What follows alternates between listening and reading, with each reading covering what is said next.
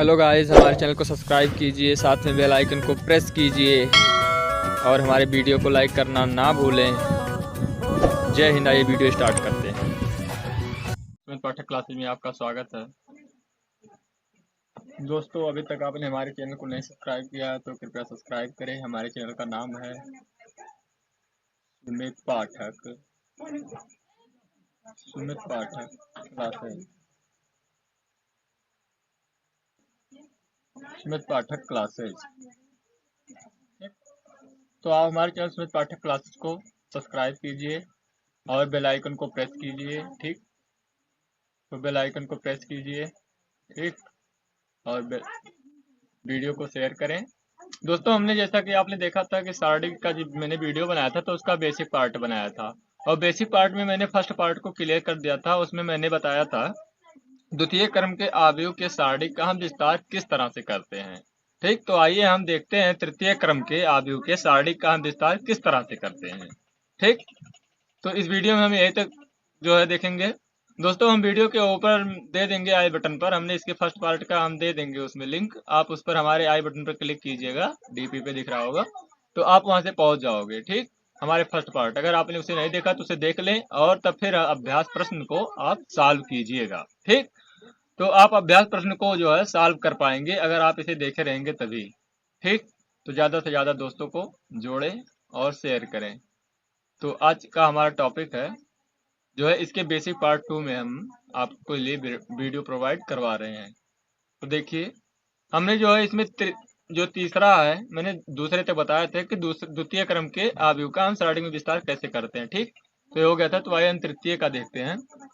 दोस्तों, अगर आप तृतीय क्रम के अवयव का सारणी का विस्तार करेंगे तो मान लेते हैं हम कि कोई 3x3 ऑर्डर का, ठीक, यानी ये 2 क्रम का था तो ये 3 क्रम का कोई या कोटि का वर्ग अवयव है। ठीक ठीक, यानी 3x3 का है, कोटि का ऑर्डर का कोई अवयव है। तो अवयव को हम कैसे करते हैं, निरूपित करते हैं इस तरह से। तो a इज इक्वल टू हो जाएगा, ठीक, ब्रैकेट में a i j is equal to हो जाएगा। इसे हम अवयव रूप में लिख लेते हैं। मान लीजिए इसके एलिमेंट जो है a1 b1 c1 a2 b2 c2 a3 b3 c3 हैं। तब हम इसको क्या करते हैं, तब हम इसको आगे सॉल्व कैसे करते हैं यही देखते हैं। तो दोस्तों, इसको हम क्या करते हैं, ए के सारणिक इस प्रकार से परिभाषित किया जाता है। मतलब ए के सारणिक को हम इस तरह से परिभाषित करते हैं, चूंकि ये क्या हो जाएगा, determinant of A is equal to determinant A, ठीक, इज इक्वल टू डेल्टा। ठीक, हम इस तरह से इसको लिखते हैं। मतलब हम इसमें से किसी तरह से भी हम लिख सकते हैं बराबर करके। ठीक, तो बराबर हो जाएगा हमें जो सारणिक, मेरा सारणिक जो बना वो ये बना a1 b1 c1 a2 b2 c2 a3 b3 c3। ठीक, हमने वहां अवयव किया था, आप ध्यान देंगे तो आप पीछे हमने वीडियो आप जो है रिपीट करके देखेंगे तो उसमें दिखाई देगा, पीछे हमने अवयव माना था और इसे हमने उस अवयव को सारणिक रूप में यहाँ पर कर दिया। ठीक, अब इसको जब हम विस्तार में करते हैं, मतलब इसका विस्तार जब करते हैं, तो इसको विस्तार करने के लिए आप यहाँ पर R1 के सापेक्ष यानी अनुगत प्रसार कर सकते हैं, R2 के अनुगत प्रसार कर सकते हैं, और R3 के अनुगत भी प्रसार आप कर सकते हैं। आप चाहें तो C1 के अनुगत प्रसार करें, आप चाहे C2 के अनुदिश प्रसार करें या C3 के अनुदिश प्रसार करें, आप किसी तरह से भी प्रसार करेंगे तो वैल्यू अवयव की सेम आएगी। ठीक, यानी हर अवयव का एक निश्चित मान होता है। अगर इस तरह से R1 की तरह से अगर आप विस्तार करते हैं, अगर वह वैल्यू 0 आती है तो आप यकीन मानिए कि अगर आप C1 का के अनुदिश अगर आप विस्तार करेंगे तब भी आपकी वैल्यू क्या आएगी, 0 ही आएगी। ठीक, तो इस वजह से आप मतलब किसी तरह से विस्तार करेंगे तो वैल्यू सेम आएगी। तो आइए हम R1 के अनुदिश विस्तार करते हैं, यानी फर्स्ट रो के अनुदिश विस्तार करेंगे। तो फर्स्ट रो के अनुदिश विस्तार करेंगे तो यही है, मतलब फर्स्ट रो यही है, इसके अनुदिश हम प्रसार करते हैं। ठीक, तो पहले एलिमेंट को लेंगे तो a1 हो जाएगा।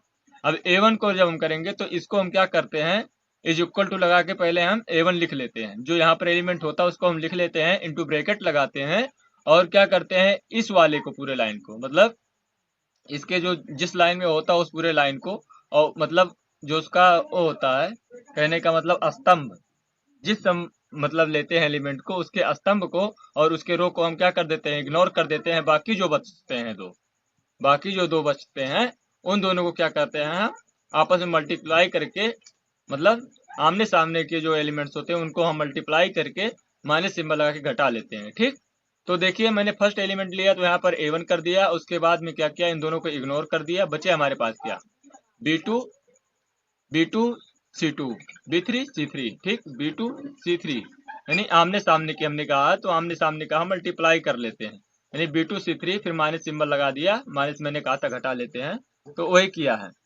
तो यहाँ पर हो जाएगा B3 C2, तो B3 C2 हो गया, ठीक, मल्टीप्लाई के। ऐसे हम क्या करते हैं, फिर आएंगे हम, मतलब हमने R1 क्या अनुदिश किया है, तो इसलिए अब दूसरे एलिमेंट को लेंगे R1 में, दूसरे एलिमेंट को लेंगे, तो यहाँ पर B1 हो जाएगा, माइनस सिंबल लगाते हैं। दोस्तों आपको पता होना चाहिए कि इसमें जो सिंबल होते हैं वो बदलते रहते हैं आयु के एलिमेंट्स में। देखिए पहला पॉजिटिव होता है, दूसरा निगेटिव होता है, तीसरा फिर पॉजिटिव, फिर चौथा फिर निगेटिव, फिर ये पॉजिटिव, फिर ये निगेटिव, फिर ये पॉजिटिव, फिर ये निगेटिव, फिर ये पॉजिटिव, इस तरह से इसके चिन्ह होते हैं। तो पहला मैंने यहाँ पर प्लस लिया क्योंकि ये प्लस होता है, फिर माइनस होता है, यानी दूसरा एलिमेंट माइनस होता है, यहाँ पर हम माइनस सिंबल लगाएंगे, माइनस B1, ठीक, इस एलिमेंट को लिखेंगे, जैसे इस एलिमेंट को हमने लिखा है, तो यहाँ माइनस B1 कर दिया, फिर इनटू ब्रैकेट करेंगे। अब देखिए इस पूरे रो को, मतलब इस एलिमेंट के सामने जो ये रो पूरा है जिसमें वो है, इस पूरे सॉरी ये जो पूरा एलिमेंट है इसको पूरे को इग्नोर करेंगे और पूरे रो को इग्नोर करेंगे, ठीक, जिसमें वो है, तो इस पूरे रो को इग्नोर कर दिया, इस पूरे कॉलम को इग्नोर कर दिया। उसके बाद हमारे पास क्या बचते हैं, तो ए पूरा हो गया इस तरह से, तो बचा क्या हमारे पास, A2 बचा, C2 बचा, A3 बचा, C3 बचा, ठीक, तो यहाँ पर लिख लेंगे। अब इसका हम क्रॉस मल्टीप्लाई करके माइनस सिंबल लगा के लिख लेंगे, तो A2 C3 हो जाएगा, A2 C3 माइनस ये हो जाएगा क्या, A3 C2, ठीक। फिर क्या करेंगे, अब की बार मैंने बताया था कि फिर प्लस माइनस प्लस, अब की बार फिर प्लस हो जाएगा, तो फिर प्लस C1 लिख लेंगे इसी तरह से, तो C1 लिख लिए, इंटू ब्रैकेट लगाएंगे, और उसके बाद अब की बार इस पूरे कॉलम को इग्नोर, इस पूरे रो को इग्नोर, ठीक, इस पूरे रो को इग्नोर और इस पूरे कॉलम को इग्नोर, ठीक, इस पूरे कॉलम को इग्नोर, बचा क्या, A2 B2 और A3 B3 बचा, ठीक। तो इसको क्या करेंगे, इसका मल्टीप्लाई कर लेंगे, ठीक, तो A2 B3 minus A3 B2, ठीक, A3 B2 है ये। अब आगे इसको जो सॉल्व करते हैं तो क्या हो जाता है, इज इक्वल टू हो जाएगा A1, चाहे तो आप इसको इस तरह से भी लिख सकते हैं। कहने का मतलब ये है मेरे दोस्तों कि पहले या तो आप मल्टीप्लाई करके भी लिख सकते हैं, वो आपके समझने के ऊपर डिपेंड करता है कि आप कितनी जल्दी समझ जाते हैं और कितना आप समझते हैं इसको सारणी को, ठीक। तो आप पहले इस तरह से करके बाद में मल्टीप्लाई करके यहाँ से माइनस सिंबल लगा सकते हैं, ठीक, और या फिर पहले कर सकते हैं। तो आप अगर ऐसा करेंगे, ठीक है, जैसे मैंने इसको इग्नोर किया और इसको इग्नोर किया, तो बच्चा हमारे पास ये, तो वही यहाँ पर लिख लिया गया है सारणी में करके, B2 C2 और B3 C3 इस तरह से। तो आप इसको इस तरह से भी लिख सकते हैं, ठीक। माइनस वाले में माइनस वाला जब लिया माइनस B, तो इसको इग्नोर किया, इसको पूरे को इग्नोर किया, तो ये दोनों बचा, तो इस दोनों को भी इसे सारणी में लिख सकते हैं। तो जब हम 2x2 ऑर्डर का सारणी सॉल्व करते हैं तो यही प्रोसेस वहां पर लग जाता है, ठीक। जैसे अब मान लीजिए अगर ये 2 ऑर्डर का होता है, यानी 2 कोटि का होता है ये सारणी, तो हम क्या करते, इसका विस्तार करते, तो B2 यानी आमने सामने की जो ये विकर्ण होता है, विकर्ण आबी को, इसको क्या करते, मल्टीप्लाई करके माइनस सिंबल से घटा लेते, उसके बाद सोल्यूशन इसका प्रसार हो जाता, जो मैंने पिछले वीडियो में बताया है। तो उस तरह से वही चीज इसमें किया जाता है। कहने का मतलब अगर 3 ऑर्डर करेगा तो इन दोनों को इग्नोर कर देते हैं, यानी जो एलिमेंट लेते हैं उसके रो को और उसके कॉलम को हम इग्नोर कर देते हैं, बाकी जो बचते एलिमेंट है उनको हम आमने सामने के एलिमेंट्स में मल्टीप्लाई करके माइनस सिंबल से घटा लेते हैं, ठीक, माइनस सिंबल लगा देते हैं बीच में। उसके बाद में हम जो दूसरा पद होता है उसके आमने सामने के पदों को मल्टीप्लाई करके क्या करते हैं, घटा लेते हैं, ठीक। तो इस तरह से वही चीज यहाँ पर किया गया है। अब आइए आगे देखते हैं क्या होता है। दिए गए सारणी में R1 के अनुगत विस्तार किए हैं, तो वही मैंने यहाँ पर R1 के अनुगत विस्तार किया, वही हमने यहाँ पॉइंट डाल के लिख दिया है। दोस्तों ऐसे घबराने की कोई जरूरत नहीं है, ये R1 के अनुगत विस्तार हुआ है, ठीक। आप R2 के अनुगत भी कर सकते हैं, आप R3 के अनुगत भी कर सकते हैं। आप चाहे तो इसके अनुगत करेंगे तो यहाँ पर A1 से मल्टीप्लाई होगा, फिर B1 से निकालेंगे, ठीक, जैसे यहाँ पर A1 से यहाँ 2 करते, फिर यहाँ पर B2 करते, ठीक, यहाँ पर C2 करते, मतलब 3 पद उसमें भी मिलते हैं, ठीक। तो हमें करते मतलब तीनों के अनुगत करते, तो यहाँ पर हो जाता R2 के अनुगत, फिर R3 के भी कर सकते हैं, C1 के अनुगत कर सकते हैं, C2 के अनुगत कर सकते हैं, C3 के अनुगत कर सकते हैं, तो आप कर सकते हैं, ठीक। तो यहाँ पर जब आएंगे तो वही चीज हमने R1 के अनुगत किया है, तो वही देखिए विस्तार किए हैं, तो यहाँ पर यही चीज हुआ है, सेम प्रोसेस। तो आप चाहें तो आप इस पूरे को A1 मान सकते हैं, तो A1 मानेंगे तो यहाँ A1 रख देंगे, यहाँ B1 मानेंगे इसको पूरे को तो B1 रख देते हैं, तो यहाँ C1, यहाँ हमने सपोज कर लिया है कि B2 C3 minus B3 C2 को हमने क्या मान लिया है, A1 मान लेते हैं थोड़ी देर के लिए, और इसको B2 मान लेते हैं, B1 मान लेते हैं, और इसको C1 मान लेते हैं, ठीक, जो मल्टीप्लाई वाला पार्ट है। तो यहाँ पर वही चीज लिख उठा है, A1 में मल्टीप्लाई होके A1 लिख उठा है और B1 में मल्टीप्लाई होके B1 लिख उठा है, ठीक। और C1 मल्टीप्लाई C1 लिखता है, कैपिटल C1, ठीक। और कैपिटल B1 है और ये कैपिटल A1 है। मतलब जो इसको हमने मल्टीप्लाई वाला पार्ट है, इस पूरे पार्ट को मैंने क्या मान लिया है, A1 मान लिया है। इसको मैंने A1 मान लिया है और इस पूरे को मैंने क्या किया है, B1 मान लिया है। तो B1 इंटू कैपिटल B1 इस तरह से हो गया है। यहाँ पर देखिए लिखा गया है A1 इज इक्वल टू इतना है, ठीक। मतलब यही जो सारणी वाला है, इतना है। और बराबर करके हम इसको क्या करें हैं, A1 जो E1 होता है इसको A1, तो ये जो A1 है इसको हम A1 जो है इसको हम मल्टीप्लाई में रख लेते हैं, ठीक। B2 है इसी तरह से B1, ठीक है मेरे भाई। तो B1, तो B1 वाले में हम इसका मान रख देंगे कैपिटल B1 को और B से B1 से मल्टीप्लाई करवा देंगे। तो वही चीजें होती हैं, उससे कोई दिक्कत नहीं है। अब आगे आपका इसी प्रकार C1 को भी होता है, तो C1 भी उसी तरह से होता है बराबरी में। तो अब क्या करते हैं, नोट इसमें लिखा है, आप कोई पॉइंट, ये पॉइंट है, आप पॉइंट को देख लीजिए, मैंने पॉइंट आउट किया है। प्रत्येक सारणी का एक निश्चित मान होता है जो उसका विस्तार करने पर प्राप्त होता है। मतलब अगर आपका कोई सारणिक है तो उसका एक निश्चित मान होता है, मैंने वीडियो के शुरुआत में आपको बताया है। मतलब अगर आपका कोई सारणिक है तो उसका निश्चित मान होगा। अगर मान लीजिए कोई सारणिक हमने हल किया, R1 के अनुगत किया, जैसे सपोज दैट मैंने इसी को R1 के अनुगत प्रसार किया है, अगर यहाँ कोई अंक होता तो हल करते हैं और आगे तक तो उसका मान निकल के आता है, चाहे वो -13 आता, -14 आता, -126 आता, -0 आता, ठीक, +2 आता, +3 आता, +10 आता, कुछ भी आता, ठीक। तो उसका जो एक मान आया R1 के अनुगत प्रसार करने पर, वही मान उसका C1 के अनुगत प्रसार करने पर भी आएगा। अगर हम R2 के अनुगत प्रसार करेंगे तब भी वही आएगा। तो यहाँ पर हमने नोट करके पॉइंट आउट कर दिया, यही होता है, ठीक। तो आइए आगे बढ़ते हैं दोस्तों। हमने अगला पॉइंट इसमें लिया है सारणी के चिन्हों का पैटर्न। आप देखते रहे होंगे जो मैंने बीच में प्लस लगा दिया, बीच में माइनस लगा दिया, बताया मैंने ना कि पहला प्लस होता है, दूसरा माइनस होता है, तीसरा फिर प्लस होता है। जैसे मैंने लिया A1 ले लिया, ठीक, उसके बाद ब्रैकेट वाला लिया था, फिर उसके बाद -B1 लिया था, ठीक, फिर उसके बाद ब्रैकेट लिया, फिर क्या किया, फिर +C1 लिया, ठीक, उसके बाद फिर ब्रैकेट लिया, इस तरह से किया। तो वही सिंबल जो है यहाँ इसी को कहते हैं सारणी के चिन्हों का पैटर्न, ठीक। तो एक पैटर्न होता है इनका कि एक प्लस होता है, उसके बाद वाला माइनस होता है, फिर प्लस होता है, फिर माइनस होता है, फिर प्लस होता है, फिर माइनस होता है, फिर प्लस होता है, फिर माइनस होता है। आप सीधा सीधे लेंगे तब भी देखिए यहाँ पर क्या हुआ, चिन्हों का पैटर्न। तब भी इसमें भी वही चीज बन रहा है, प्लस माइनस प्लस।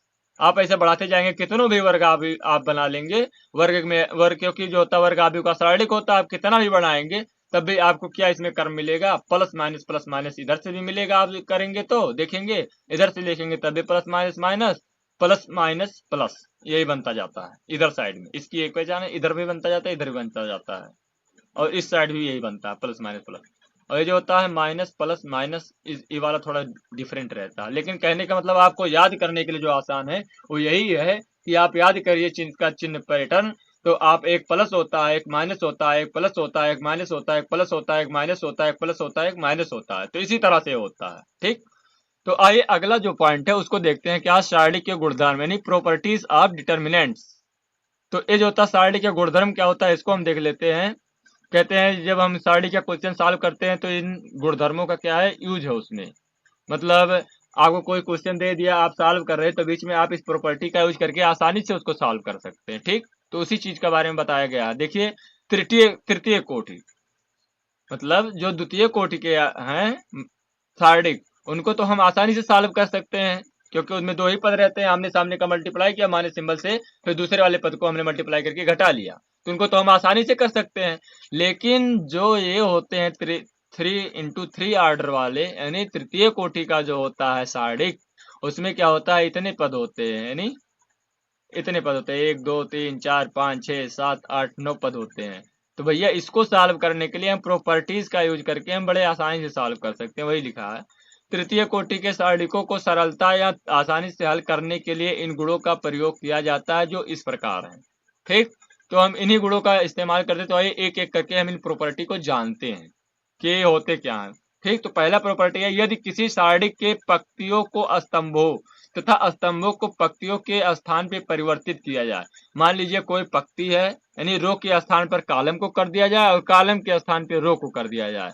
तो उस सारणी के मान में कोई भी परिवर्तन नहीं होता है। मान लीजिए हम किसी सारणी के रो के स्थान पे कॉलम को रख देते हैं और कॉलम के स्थान पर रो को रख देते हैं, तो उस सारणी का अगर मान शुरुआत में अगर पहली जो है मैंने हल किया उसमें अगर वो 0 आ रहा है तो बाद में भी 0 आएगा, अगर वो 2 आ रहा है तो भी बाद में 2 ही आएगा। ठीक, लेकिन ऐसा नहीं है कि हमने अगर चेंज कर दिया R1 के स्थान पर R2 कर दिया, सॉरी R1 के स्थान पर C1 कर दिया और C1 के स्थान पर R1 कर दिया तो उसमें मान में डिफरेंस हो जाएगा, तो ऐसा कतई नहीं होता है।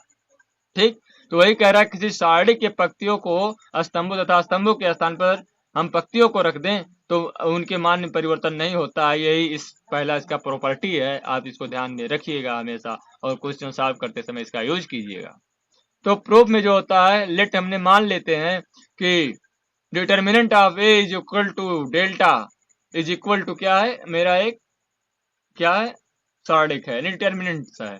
तो उसके जो एलिमेंट्स है A1 B1 C1 A2 B2 C2 A3 B3 C3 है इज इक्वल टू, अब हम इसको क्या करते हैं, देखिए इसको हम प्रूफ कर रहे हैं यहाँ पर इसलिए इसको मान लिए पहले। अब इसको हम क्या करते हैं, इस जो डेल्टा यानी जो सारणी है इसको हम क्या करते हैं R1 के अनुगत विस्तार करते हैं। ठीक, तो R1 के अनुगत प्रसार करेंगे तो जैसा मैंने बताया था कि वीडियो में वही करते हैं, तो R1 के अनुगत खोलते हैं इसको तो क्या हो जाएगा A1 into B2 C3 minus B3 C2 यानी B3 C2, इस पूरे को इग्नोर, इस पूरे को इग्नोर, इस पूरे को इग्नोर, तो B2 C3 minus B3 C2, यहाँ पर फिर माइनस B1, उसके बाद इस तरह से इसको A2 C3 minus A3 C2 plus C1 A2 B3 minus A3 B2, इस तरह से हो गया। तो ये क्या हुआ, पंक्तियों को स्तंभों में तथा स्तंभों को पंक्तियों में परिवर्तित करेंगे। ठीक, तो उसको तो विस्तार मैंने वहां पर कर दिया था। अब इसको क्या करेंगे, पंक्तियों को स्तंभों तथा स्तंभों को पंक्तियों में परिवर्तन करने वाले हैं। ठीक भाई साहब, तो हम आइए कर दिए।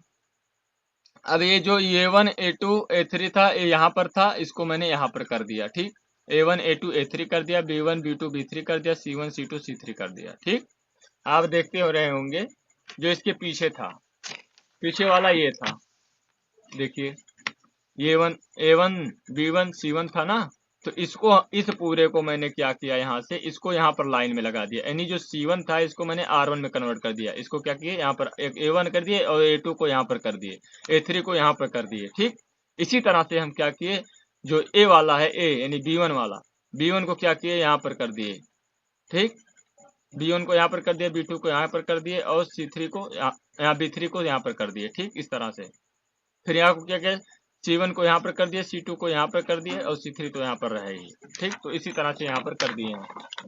तो वही चीज हमने यहाँ पर किया है, तो मैंने इसको परिवर्तित कर दिया है। जो ये सिंबल लगाए हैं ब्रैकेट में, इसका मतलब यही है कि R1 के स्थान पर R के स्थान पर C को कर दिया और C के स्थान पर R को कर दिया है। आप ऐसा भी कह सकते हैं कि आप C1 के स्थान पर R1 को कर दिया है, C1 के स्थान पर R1 को कर दिया है और R1 के स्थान पर C1 को कर दिया, R2 के स्थान पर C2 को कर दिया, C2 के स्थान पर R2 को कर दिया, C3 के स्थान पर R3 को कर दिया, R3 के स्थान पर C3 को कर दिया। ठीक, तो इस सिंबल का यही मतलब है कि एक दूसरे को क्या किए हैं, आपस में एक्सचेंज कर लिए हैं, मतलब एक दूसरे के स्थान को आपस में बदल दिए हैं, यानी R के स्थान पर C को कर दिए और C के स्थान पर R को कर दिए हैं। बस अब C1 के अनुगत हम इसको फिर प्रसार करते हैं तो हमें मान मिलता है A1 into bracket B2 C3 minus C2 B3। ठीक, फिर माइनस सिंबल लगाते हैं, फिर माइनस सिंबल लगाते हैं। इसको क्या किए हैं, C1 के अनुगत किए हैं। देखना है यहाँ पर R1 के अनुगत नहीं है, C1 के, मतलब इसके अनुगत किए हैं। अब की बार लेते हैं, फिर यहाँ पर आगे तो यहाँ पर प्लस होता है, यहाँ पर माइनस होता है। चिन्हों के पैटर्न आप देखेंगे एक बार, आप चाहे तो नोट कर सकते हैं, नोट बना सकते हैं इससे कॉपी का।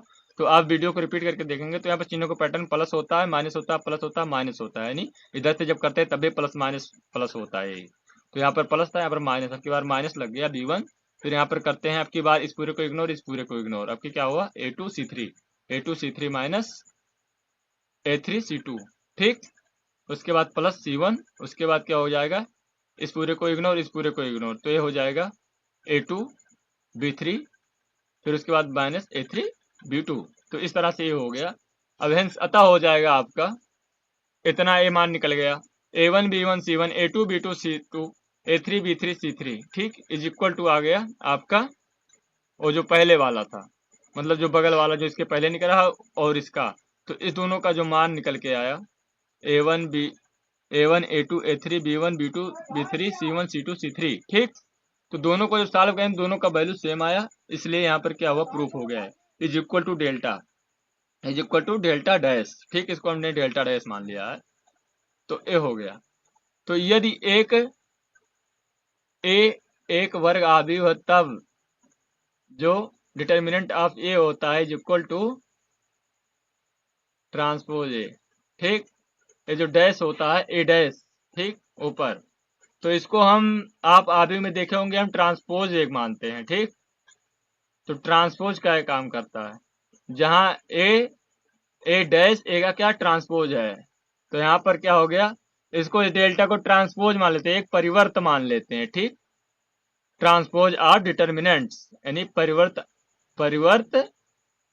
एक सारणी का परिवर्त इसको मानते हैं। जो डेल्टा डैश है इसको जो है ट्रांसपोज मानते हैं, यानी डेल्टा ट्रांसपोज, यानी ट्रांसपोज ऑफ डिटर्मिनेंट, यानी डेल्टा का क्या हो, ट्रांसपोज है। तो डेल्टा हम किसको कहते हैं, सारणी को कहते हैं। तो वही चीज हुआ, लेकिन इसके मान में कोई परिवर्तन नहीं होता, तो इसलिए प्रूफ हो गया। तो आपका पहली प्रॉपर्टी तो ये हो गई कि उसके मान में कोई परिवर्तन नहीं होता अगर वैल्यू को चेंज कर दिया जाए, तो मान को हम परिवर्तित कर दिया, C1 को R1 में और R1 को C1 में कर दिया, तो कोई फर्क नहीं पड़ता। द्वितीय प्रॉपर्टी आपकी क्या कहती है, सेकंड प्रॉपर्टी। तो सेकंड प्रॉपर्टी में होता है, यदि किसी सारणी की किन्हीं दो पंक्तियों अथवा किन्हीं दो स्तंभों को परस्पर बदल दिया जाए तो उस सारणी के मान का चिन्ह बदल जाता है। तो उस सारणी के क्या होगा, केवल मान का चिन्ह बदलेगा। अगर हम उसका परिवर्तन कर दे, जैसे मान लीजिए A2 ले लिया मैंने, इसके स्थान पर इसको कर दे, यानी C2 को ले लिया हम, ठीक। यानी C2 को C1 के स्थान पर रख दें और C1 को C2 के स्थान पर रख दें, तो इसमें केवल क्या होगा, इस सारणी के इसके सामने से माइनस सिंबल भर लग जाएगा बस, और कोई इसमें एक्सचेंज नहीं होगा, ठीक। तो वही इसको प्रूफ करना, तो आइए प्रूफ करते हैं। लेट मान लेते हैं डेल्टा इज इक्वल टू एक सारणी हमको दिया है A1 B1 C1 A2 B2 C2 और A3 B3 C3।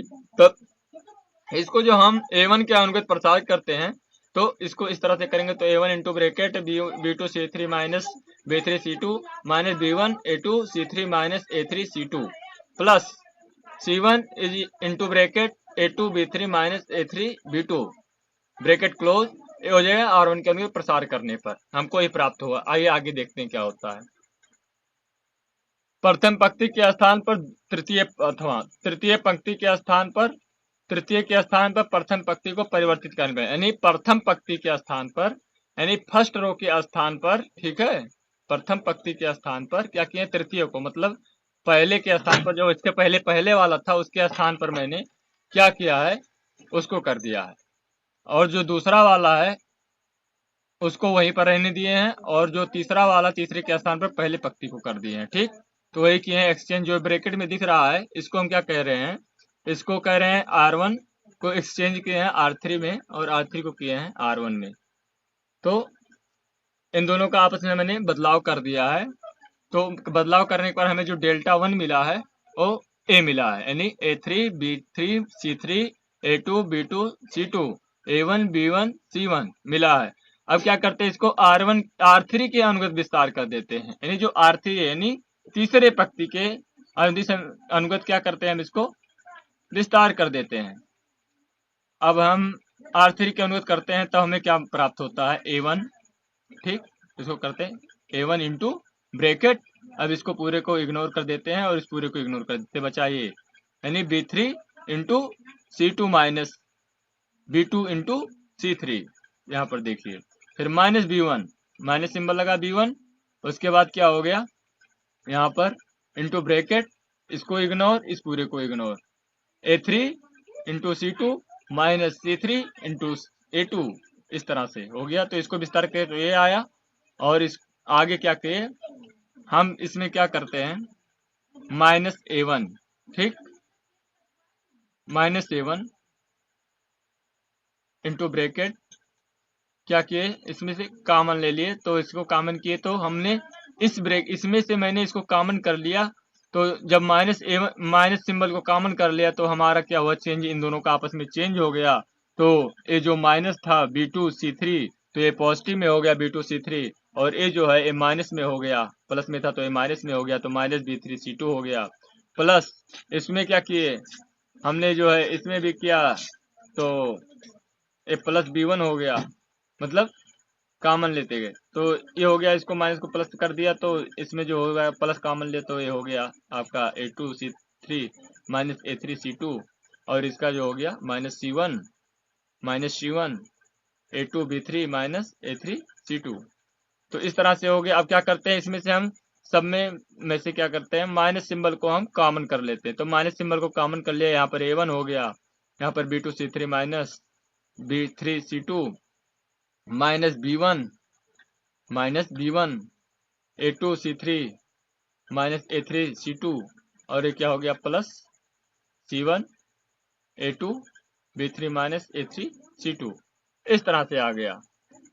तो दोस्तों जो इस तरह से आ गया तो आपका देखिए वही वैल्यू आ गई, केवल माइनस बाहर आया, और बाकी जो हमारे इसके पहले मैंने R1 के अनुरूप प्रसार किया था, ठीक, तो वो जो मैंने प्रसार किया था उसी के बराबर आ ही गया, ठीक, यानी उसी के अनुगत आ गया। अतः क्या हो जाएगा, इतने के बराबर इतना हो जाएगा, बस केवल क्या होगा, सामने माइनस सिंबल लग गया, ठीक, साढ़े के सामने माइनस सिंबल लग गया। तो यही हो गया Δ1 is equal to minus delta, approved हो गया आपका। तो आइए अगली प्रॉपर्टी देखते हैं, प्रॉपर्टी नंबर थर्ड। तो थर्ड प्रॉपर्टी जो है आपकी क्या कहती है, इसको देखते हैं। यदि किसी सारणी की कोई दो पंक्तियां अथवा कोई दो स्तंभ सर्वसम यानी आइडेंटिकल है, या फिर समान भी कह सकते हैं, तब उस सारणी का मान शून्य होगा, ठीक। अगर कोई सर्वसम है यानी आइडेंटिकल है, किसी सारणी की दो पंक्तियां अथवा कोई दो स्तंभ, तब उसका मान क्या होता है, शून्य होता है। हमारी थर्ड प्रॉपर्टी कहती है। तो आइए इसको हम सॉल्व करते हैं। इसको प्रूफ करने के लिए हम क्या करते हैं, लेट मान लेते हैं डिटर्मिनेंट ऑफ ए, ठीक, is equal to A1 B1 C1 A2 B2 C2 A3 B3 A2 B2 C2। इस तरह से हो गया, यानी ये दोनों जो है यानी R2 और R3 जो है दोनों इज इक्वल हैं, यानी दोनों जो इज इक्वल टू हैं, तो इन दोनों को हम क्या करते हैं, R2 is equal to R1, यानी ये दोनों है, यहाँ पर हमने दिखा दिया है तीर मार करके, यानी ये दोनों समान है। यहाँ पर मैंने ऐसा मान लिया है, एक सारणी ले लिया है, ठीक। अब यहाँ पर क्या करते हैं, हम इसका प्रसार करते हैं, ठीक। तो R1 के अनुगत करते हैं प्रसार, तो देखिए क्या मिलता है हमें। इसको करते हैं, इसको करते हैं, इसको करते हैं, तो यहाँ पर क्या हो रहा है, A1 हुआ, तो देखिए यहाँ पर क्या हुआ, B2 C2 minus C2 B2, यानी दोनों में से एक प्लस है एक माइनस है, यानी इसमें से इसको घटा देंगे तो डायरेक्टली हमारा जीरो आ गया, ठीक। और यहाँ पर माइनस B1 है, इंटू ब्रैकेट है A2 C2 है माइनस A2 C2 है, ठीक। यहाँ पर भी है, तो यहाँ पर क्या आ जाएगा, माइनस आ जाएगा, ठीक। तो यहाँ पर जब इसमें से इसको घटा देंगे तो जीरो हो जाएगा, तो minus B1 into zero, plus इसी तरह से C1 में भी है, तो इसमें से घटाएंगे तो ये भी जीरो हो जाएगा, तो ये हो जाएगा C1 इंटू जीरो, यानी सब मिला के क्या आ गया, जीरो। तो यहाँ पर प्रूव्ड हो गया ये। आइए चतुर्थ प्रॉपर्टी देखते हैं।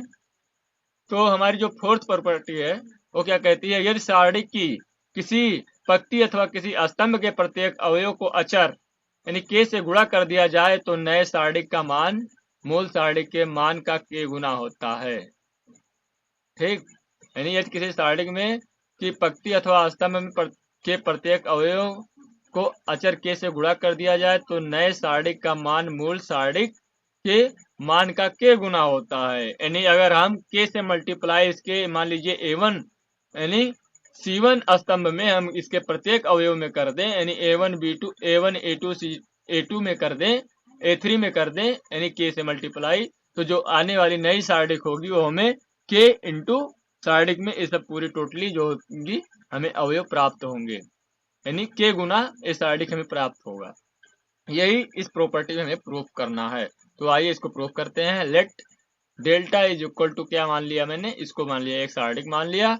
डेल्टा की द्वितीय पंक्ति में यानी इस वाले पंक्ति में मैंने सॉरी इस वाले पंक्ति में मैंने क्या किया, R2 में अचर k से इसके प्रत्येक अवयव में क्या किया, मल्टीप्लाई कर दिया। इसके प्रत्येक अवयव में R2 के प्रत्येक अवयव में k से अचर k से मैंने मल्टीप्लाई कर दिया, ठीक। तो गुणा करने पे हमें जो मिला KA2 KA2 KA2 KB2 और KC2 हमें प्राप्त हो गया। तो इसको हम डेल्टा 1 मान लेते हैं इज इक्वल टू, जब इसका विस्तार करते हैं हम, तो इसका विस्तार करते हैं तो इसको इग्नोर करते हैं, इस तरह से ये घटता जाएगा और होता जाएगा। ठीक, तो इसको मैंने विस्तार किया, विस्तार करने पे हमें A मिला। अब A क्या हो गया, R1 के अनुगत प्रसार किए यहाँ पर। अब आइए आगे हम देखते हैं, R1 के अनुगत हमने इसको प्रसार किया, यहाँ पर इसको सॉल्व करते हैं जब R1 के अनुगत विस्तार करने पर तो हमें A मिला। अब आइए हम इसके आगे देखते हैं कैसे प्रूफ करते हैं। तो ये हो गया KA1, ठीक, B2C3 माइनस D3C2, इसमें क्या किए, K को इसमें भी कॉमन कर लिया, तो ये इस तरह से इसमें भी K को कॉमन कर लिया। अब सब में K कॉमन है तो सब में से K को कॉमन कर लेंगे। ठीक, अब सब में से K को कॉमन कर लिया तो इतना हो गया। और जब इतना हो गया तो इसको, जब ये हमारे सारणी का विस्तार करने पर मिलता है इतना, और एक K से सब में मतलब से सब में जो है उभयनिष्ठ था, इसलिए कॉमन कर लिया, यानी मल्टीप्लाई करेंगे तो सारे अवयव में करेगा, यानी A1 में मल्टीप्लाई होगा और B2 में मल्टीप्लाई होगा, C2 में मल्टीप्लाई होगा, तो क्या हुआ, ए सारणी का K गुना हुआ। तो यहाँ पर प्रूफ हो गया कि जो हमारा शुरुआत में था, एक में मल्टीप्लाई मैंने किया, यानी R2 में मैंने के प्रत्येक अवयव में मैंने मल्टीप्लाई किया K अचर से, तो हमें K गुना सारणी प्राप्त हुआ। तो वही इसका प्रूफ करना था, प्रूफ हो गया। तो दोस्तों इस वीडियो में यहीं तक, मिलते हैं फिर नए वीडियो में, यानी इसके पार्ट 3 में, बेसिक वीडियो में। तो दोस्तों ऐसे ही मैथमेटिक्स के वीडियो को पाने के लिए हमारे चैनल सुमित पाठक क्लासेस को क्या करें, सब्सक्राइब करें और बेल आइकन को प्रेस करें। ठीक, बेल आइकन को प्रेस कर दें। ठीक, और चैनल को ज़्यादा से ज़्यादा शेयर करें दोस्तों के साथ ग्रुप में, और कमेंट बॉक्स में कमेंट करें। ठीक, कमेंट बॉक्स में कमेंट करें। तो वीडियो को लाइक भी कर दें, इसको तो हम भूल गए थे, लेकिन आप लोग खैर इसका ध्यान रखिएगा, लाइक कर दिया करें, इससे मोटिवेट मिलता है। आप लोगों की सेवा करते हैं, पता चलता है कि सेवा कितना सफल हुआ। ठीक, तो आप लोगों की सेवा ऐसे बरकरार करते रहें, आगे चल के भी सेवा ही करने का भाव है। तो आई होप, आशा करते हैं आपको आज का वीडियो समझ में आया होगा। Thank you watching for my video. जय हिंद, जय भारत, स्वस्थ रहिए और मन लगाकर खूब पढ़िए और देश का नाम रोशन करें। जय हिंद। हेलो गाइस, हमारे वीडियो को शेयर कीजिए और कमेंट बॉक्स में कमेंट कीजिए। Thank you watching for my video. जय हिंद।